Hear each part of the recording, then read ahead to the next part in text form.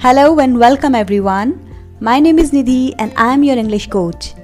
This is our 21-day spoken English challenge and today is day 5 of this course. I'm sure you guys are enjoying this series and learning something new each day. Now about our today's lesson. Our today's session is on parts of speech and this is our first lesson on grammar since the day we started our English course. To be honest, parts of speech are the first step that we take in the journey of learning English grammar, which means they are the very basics of English grammar. The mistakes which we make in our speech are because of these parts of speech. Sometimes we are not sure which pronoun should we use, objective pronoun or possessive pronoun, and we make these mistakes like his or him or her. Sometimes we get confused whether to use different or difference in our sentence. Also, had I known that adjectives and adverbs are gonna make me sound smarter and they'll make my speech interesting and fancy, I would have used them. Here is the lesson to make you understand the importance of parts of speech in your speaking. In this lesson, we'll learn what are the parts of speech, why do we need to learn parts of speech, and how many types of part of speech do we have.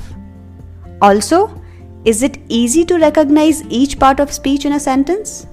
Well, we'll find out the answer of all these questions throughout this lesson. Let's begin. In our daily life, we speak a lot of words. And all these words are not random. They are in a sequence. Only then we convey the message, right? So when we arrange all these words in a sequence, it makes a speech or a sentence. And what's a sentence? A sentence or a speech is a group of words. So in this speech, each word is playing a role, each word has a name, each word is a part of that speech or that sentence. From here we derive the definition of parts of speech. Parts of speech are the classification of words categorized by their roles. Parts of speech indicates the purpose of a word in a sentence. That means with the help of these parts of speech only, we can recognize which word is playing what role in a sentence. Let's take this sentence as an example. I was waiting for you. This is a 5-word sentence. And all these 5 words have a name. Can you guess them? Well, let me tell you. I in the sentence is a pronoun. Was is a helping verb. Waiting is an action verb. For is a preposition. And you again is a pronoun. So in this sentence, we can categorize all these 5 words in 3 parts of speech, which are pronoun, verb, and preposition. So in these 5 words, we could see 3 parts of speech. Now the question, how many parts of speech do we have in English? So we have 8 parts of speech in English. What are they? Noun, pronoun, adjective, verb, adverb, preposition, conjunction, and interjection. These are total 8 parts of speech in English. Do you think you'll be able to recognize each part of speech in a sentence? If not, I promise after watching this video, this task would be very easy for you. Because in this video, we're gonna learn each part of speech in detail, which is definitely gonna help you in recognizing parts of speech in a sentence. Here I'm presenting one sentence for you containing all parts of speech in that. Through this sentence, we'll learn how to recognize each part of speech. Here is the sentence. A young boy purchased a very beautiful dress for me from India, and I gratefully thanked him for his kindness. Oh my God. This sentence contains 8 parts of speech in that, and now it's your task to recognize them. Don't worry, I'll help you in doing that. The first part of speech which we'll take is noun. We'll understand what are nouns, and after that it would be easy for us to recognize that.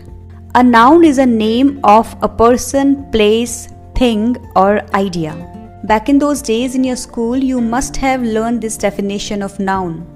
But to make it simple, anything which has a name is a noun, right? Like the Taj Mahal was built by Shah Jahan. According to the definition, we have two names here. One is a name of a place and the other is a name of a person. So they both are noun in the sentence.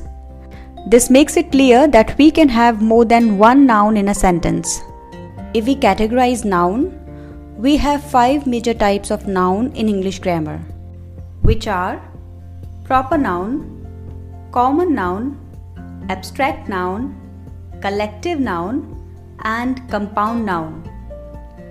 Now we'll understand all 5 of them in brief. The first one being proper noun. A name which refers only to a single person, place or thing. For example, John and Mary. John can be a name of a person, a boy, and Mary can be a name of a girl. India. India is the only country in the world with this name, so it's a proper noun. And now a thing. Let's take the name of any book, as in Gulliver's Travel, Harry Potter, Moby Dick. They all are the names of book, right? So they all are proper noun.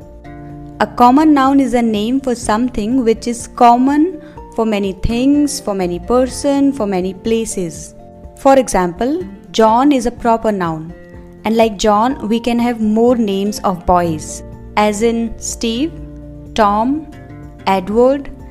They all are proper noun, and for them the common noun would be boy, because boy is a noun which is a common factor in all these names. Okay? In the same way, Mary is a proper noun, and for this common noun would be girl. India is a proper noun. For India, the common noun would be country, right? And all the books' names which are written here, what is common in all of them? They all are a name of a book. So, book would be a common noun for all of them. So, I hope it's clear now what are proper noun and what are common noun. Now, the next noun is abstract noun. An abstract noun is a word for something that cannot be seen, but it is present. That means it has no physical existence. Generally, the ideas and feelings and opinions are in abstract noun. For example, truth, happiness, kindness, friendship, childhood, they all are abstract noun. Now the next noun is collective noun.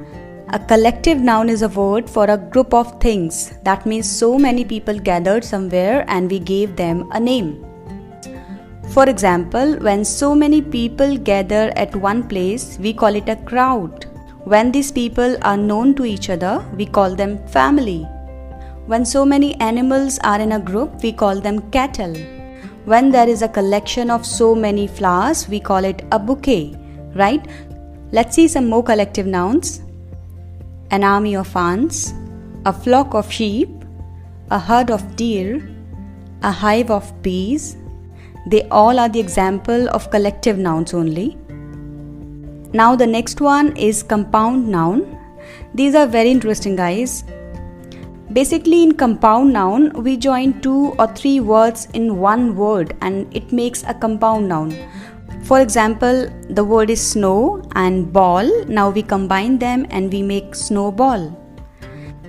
The word is mail and box. Now we make the word mailbox or letterbox. So like that we make compound nouns. I hope all the nouns are clear to you. Now the main exercise. Let's find out all the nouns in this sentence. A young boy purchased a very beautiful dress for me from India and I gratefully thanked him for his kindness. Oh my God. In this sentence, the first noun is boy, which is a common noun. Then dress, Again, common noun. And can you see the word India? India is a name of a country and it's a proper noun, right? Okay, is there any other noun available in this sentence? Yes, there is one more, that is kindness. Kindness is an abstract noun. It was easy to find a noun in a sentence because now we know what a noun is. Let's move on to the next part of speech now, that is pronoun. So, what is a pronoun? A pronoun is a word that is used in place of a noun. For all these nouns in this sentence, we can add one pronoun because pronouns are used in place of noun. Let's see some important types of pronoun. The most important pronoun that we use a lot in our sentences is personal pronoun. The words like I, we, you, they, he, she, it, they all are personal pronoun. If you learnt about pronoun in school, these are probably the words your teacher must have taught you. Here we'll make a table for all personal pronoun because they have three categories: subjective pronoun, objective pronoun, and possessive case. Let's see this table. All the subjective pronouns are I, we, you, they, he, she, and it. Now we have objective pronouns for all these subjective pronouns. As in for I, it is me. For we, us. You will be same, you. They, them. He, him. She, her. It will be it only. Now the possessive case. It's I, me, my or mine, we, us, our or ours, you, your or yours, they, them, their or theirs, he, him, his, she, her or hers, it, its. Guys, they all are known as personal pronoun. Some are subjective, some are objective, and some are possessive case. But they all are called personal pronoun. Let's see if we can find out any personal pronoun in the sentence. A young boy purchased a very beautiful dress for me from India, and I gratefully thanked him for his kindness. So in this sentence, first pronoun which I can see is me, which is an objective pronoun, and I can see I also, that is a subjective pronoun. So subjective pronoun is I and me is the objective pronoun of I. Then I can see him. Him is also an objective pronoun, and then his is a possessive case. So the subjective is he, objective is him, and possessive case is his. In total, I have 4 personal pronouns in this sentence. Interesting. Now let's see the other pronoun in brief that we have in English grammar. So the next one is interrogative pronoun, as in who, what, when, why. All the question words mainly are the interrogative pronoun. The next one is relative pronoun, as in that, which, what, who. They all comes in relative pronoun. Now to know the difference between relative pronoun and interrogative pronoun, there is a separate video that you can watch. Next is reflexive pronoun, myself, himself, themselves, herself. Then emphatic pronoun, again myself, himself, themselves, herself. Again, they both look same, yet they are different. I have a detailed video on this on my channel. Now the next one is indefinite pronoun, as in anyone, everyone, someone, everything. Then comes demonstrative pronoun, as in this, that, these, those.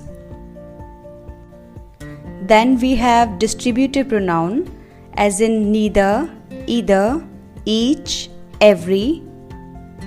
These words are called distributive pronoun. In this lesson, I'm not explaining all these pronouns because already on my channel there are videos which explains types of pronoun in detailed way, so I would suggest you to go and watch it. Also, the rest of the parts of speech we'll do in the next lesson. Till then, you have your homework. Take a look at noun and pronoun in detail. If you would understand different types of noun and pronoun, there would be very less chances that you would make mistakes while talking in English. Alright then, bye bye and see you in the next video.